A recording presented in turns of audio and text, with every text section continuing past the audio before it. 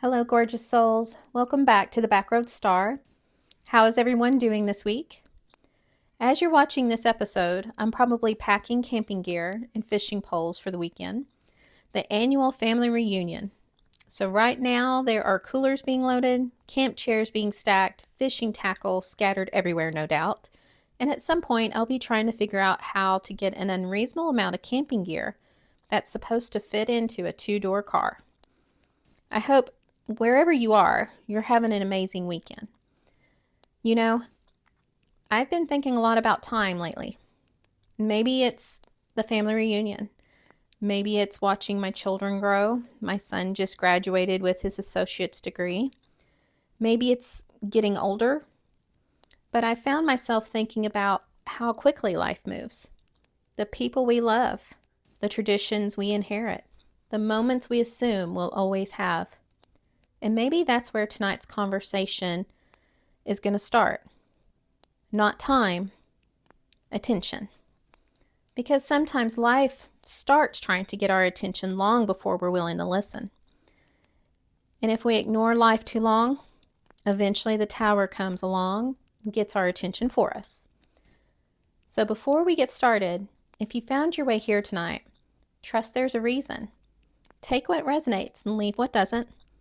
And if you find value in these conversations, I'd love for you to join us here at the Backroad Star.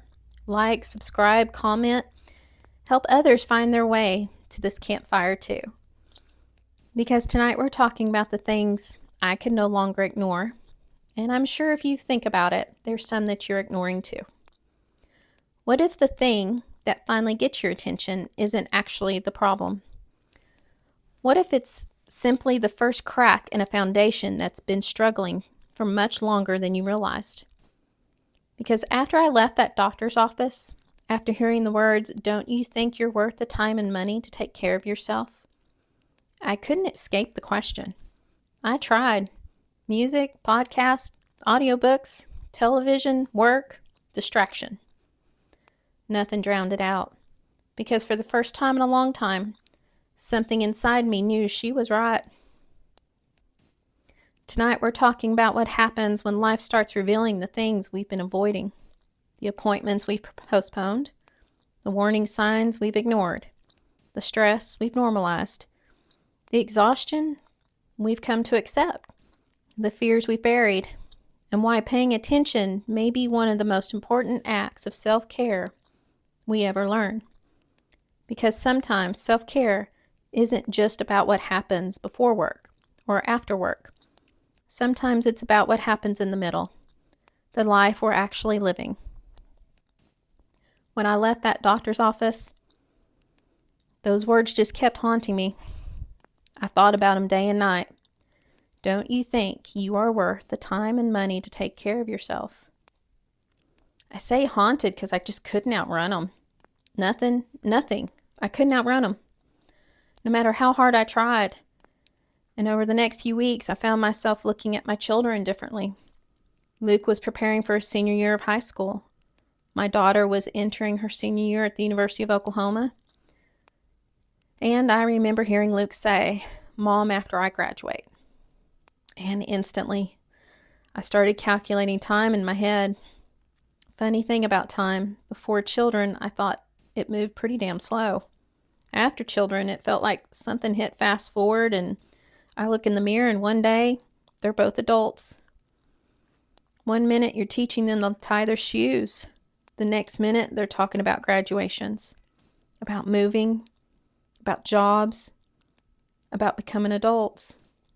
And somewhere in that realization, another truth started surfacing. I had been treading water for years, barely keeping my head above the waves some days.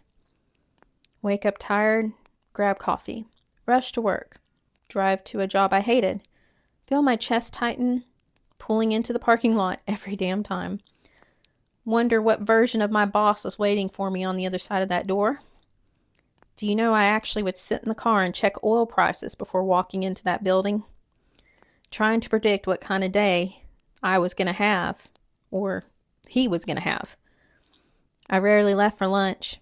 Honestly, I enjoyed the silence, the 1 hour where everyone disappeared and I could breathe.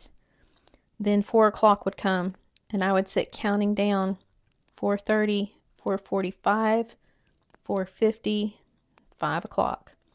And the second I could leave, I was out the door. I worked there 6 years. I was a good employee. But looking back now, what I tolerated scares me because I never wanted to be an accountant. I never dreamed of becoming a controller. The fact that I even thought about taking a CPA exam, God, that just scares the shit out of me now. That wasn't the life I imagined. But when you're a single mother with no child support, security wins over your dreams every damn time. And that sentence explains more of my physical problems than I realized at the time. I think a lot of people understand exactly what I mean by that, because sometimes life stops being about what you want. It becomes what you can afford, what keeps the lights on, what keeps food in the refrigerator, what keeps gas in the car, what keeps our health insurance active. And little by little, you start making decisions from survival instead of possibility. Not because you're weak, not because you lack courage, because responsibility is heavy. Especially when there is no backup plan, no safety net, no one stepping in to catch you if you fall. I graduated college with an 18-month-old and a 5-year-old, alone. Trying to survive, trying to build a future, trying to keep the lights on. I had a political science degree, pre-law. I planned on law school. But by graduation, I was exhausted, burned out before my life had even really begun. I took 29 credit hours in a single semester so I could graduate on time. 29. Looking back now, that should have been my first clue. I already believed survival was normal. The first job offered to me was bookkeeping. And life has a funny sense of humor, because one of the reasons I left my civilian Air Force position and went to college in the first damn place was because I hated bookkeeping. Then I got my degree and somehow ended up right back where I started. God has a sense of humor sometimes. Better yet, I think I failed that lesson more than once. Maybe it was, do you have the courage to go after your dreams? And the strangest part, I thought it was just life. I watched my parents for years do the same. I thought adulthood was supposed to feel like that. Exhausted, overwhelmed, counting down the hours, living for weekends, waiting for someday. But what if someday never comes? Well, by the spring of 2024, a relationship had ended. I had moved beyond burnout. I was burned out on too many levels. I wasn't burned out from a project. I wasn't burned out from a busy season. I was burned out from the life I had been living. I was burned out from accounting, from living in a city. Burned out from surviving. I was burned out from pretending. And when that relationship ended, something in me just ended too. The facade, the performance, the illusion that I could keep doing this forever, the illusion that I could keep sacrificing myself and giving and giving and giving. And for the first time, I felt like I had nothing left to lose. Back in time, fall of 2022, after leaving that doctor's office, life accelerated fast. Within 11 days, I attended 9 doctor's appointments, 5 labs, 3 physical therapy appointments, 3 MRIs. I had a shoulder surgery, biopsy, screenings, blood work. So for 7 months, I told myself I didn't have time for the shoulder surgery. I didn't have time to be injured. Well, then in 11 days, I somehow found time for everything. Looking back now, I never lacked time. I lacked the willingness to face what scared me, because the shoulder didn't scare me. I knew the shoulder would heal. The lumps scared me. My grandmother survived breast cancer in her 40s, but she died at 56 from another round of cancer. My father's biological mother died from ovarian cancer when he was a baby. Those weren't stats to me. They were people, stories and memories. And every time a doctor asked about my family history, my anxiety answered way before I did. Then one morning, all that pressure finally caught up with me. I was waiting for test results, working late, making up duties while I was in appointments for the past 11 days. I hadn't been eating, scared out of my mind. I was surviving on coffee. My adrenaline was running nonstop. I was exhausted, terrified, overwhelmed, and standing in the doctor's office on day 11, I fainted. When I woke up, there were strangers around me, voices, movement, confusion, and then I felt the beginning of panic. I don't know how I got settled. I know what the nurse told me later. The doctor stayed with me, put me in the fetal position, and told me over and over I was safe. She stayed with me until the nurse had come back, covered me with a blanket, and she went to go finish rounds while I slept off the panic attack. I'll never forget her kindness, because sometimes healing begins when someone sees what you've been hiding from yourself. And she took the time that day. Eventually, she sat beside me and said, "I have your results. The lumps are benign, not cancer." And I cried. Again, more, different this time, because relief has its own kind of grief. Then she looked at me and said, "I'm going to help you, but you have to decide you're worth it. Have you decided that?" And for the first time I nodded. I couldn't speak, but I nodded. Because something inside me finally understood. The shoulder wasn't the tower. The tests weren't the tower. The panic wasn't the tower. The tower was the life I had built around ignoring myself, giving everything I was to everyone, running myself on empty day after day, year after year.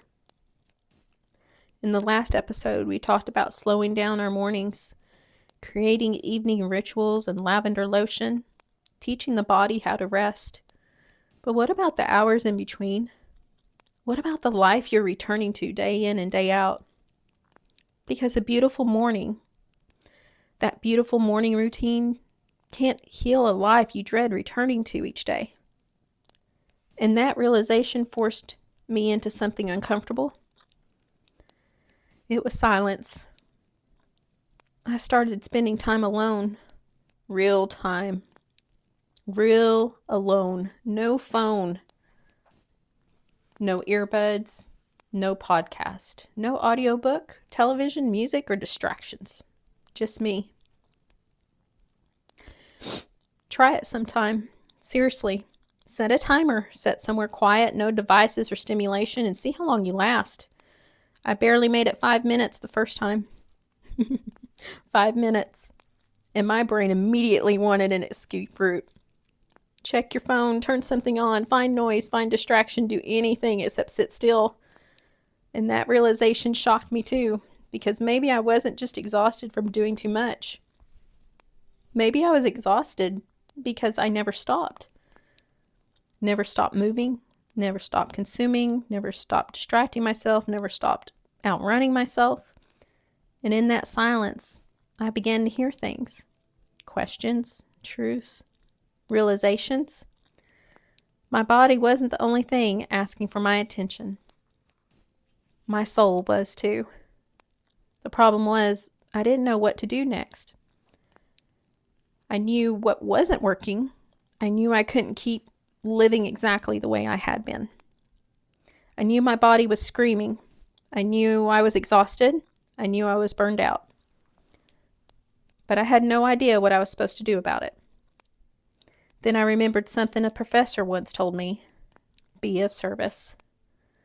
So I started volunteering at local food banks. And something unexpected happened. I started making friends. I started meeting people.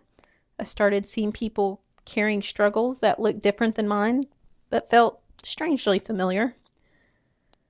People trying to survive. People trying to hold their life together. People trying to keep going. It was a bit different than looking on social media and seeing friends with perfect lives on perfect vacations. My son and I volunteered with Habitat for Humanity. We painted, we worked, we laughed, we met people. And for the first time in a long time, my life started getting bigger than my job. At the time, I couldn't quit my job. I needed my health insurance. I had too many problems to get through. And I thought I could tough it out until my kids were done with school and Lena graduated from University of Oklahoma. Helping other people didn't solve my problems, but it reminded me I was more than my problems. And somewhere in the middle of helping others, I started remembering myself. People, conversations, listening, holding someone's hand, making someone smile, playing with children so a tired mother could have a few moments to breathe. Being of service. That was how I was made. Then one day a neighbor stopped me on the street. He asked if I still worked at that oil company. I told him yes, and he said something that hit me like a freight train. If you died in a car accident tomorrow, they'd send flowers. The receptionist would box up your belongings. Some of them might even show up at your funeral, but within a week, they'd have another body sitting in that chair. Boy, did that change me, because for years, I had been sacrificing myself for that job, for security, treating it like it was my responsibility to hold everything together. And it wasn't just that job. It was the job before that, and before that, and before that. Treating it like my worth was tied to that performance. And in a single conversation, I realized something. Work matters. Responsibility matters. Providing for our families, it matters. But none of those things are supposed to cost us our mental health, nor our entire life. Looking back now, I don't think that tower was punishing me. I think it was trying to save me. First, it got my attention with the shoulder, then with the tests, then with the fear, then with the panic, then with the silence. Over and over, life kept asking me to pay attention, because eventually, the tower had to come down, not to destroy me, to free me from a life that was destroying myself. So this week, I want to challenge you to do something most people avoid. 5 minutes alone. No phone, no earbuds, no podcast or TV, no distractions, no doom scrolling, just you. Bonus points if you could go for a walk without any devices. And ask yourself one question. What in my life have I been asking for that needs my attention? Not to judge, not to fix. Just notice. And maybe the thing asking for your attention isn't a shoulder. Maybe it's your exhaustion. Maybe it's your stress. Maybe it's a dream you've postponed. Maybe it's a relationship. Maybe it's your health. Maybe it's simply the realization that you've been surviving for so long, you've forgotten what it feels like to live. Whatever it is, you don't have to solve it tonight. You don't have to fix everything this week. You don't have to have all the answers. Just begin noticing, because awareness is where change begins. Change is growth. The tower wasn't finished for me, you see. It was only teaching me to pay attention, because eventually I was going to have to take that tower down. My friends, take a deep breath. You are loved. You are safe. You are worthy. And I believe in you. Always.